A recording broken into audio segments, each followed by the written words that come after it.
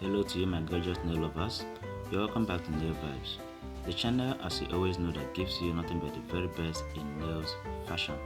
Today I have some sweet and unique trendy nails fashion for you my gorgeous queens. Good morning, good afternoon, good evening to you, depending from where and when you are seeing this video. So in case you are seeing this channel for the very first time or you are yet to subscribe to my channel, please do hit the subscribe button, and as you do, turn on the bell notification so that whenever a new video is uploaded on this channel, you will be the first to be notified. So my gorgeous queens, as you can see, these nails are looking so good, unique, and they are so amazing. You can rock these nails to any occasion as you so wish.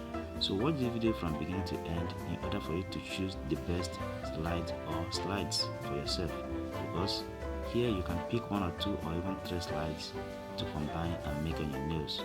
And as you watch this video, your support is highly needed in this channel, so please do like this video and feel free to share it to your friends and loved ones, and also you can save it for a later use.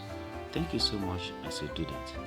I also say a very big thank you to my returning viewers who are always watching and engaging in my videos. Trust me guys, your effort on my channel is never taken for granted. So at the end of the video, you can go down to the comment section and tell me what you think or what you feel about my videos or my channel in general. And in case this is not really what you want, you can go down to my channel to see other videos that I have on other nail types. You can also watch from there and make your choices. Thank you so much, as I'll be looking forward to seeing you again in my next video. Bye for now.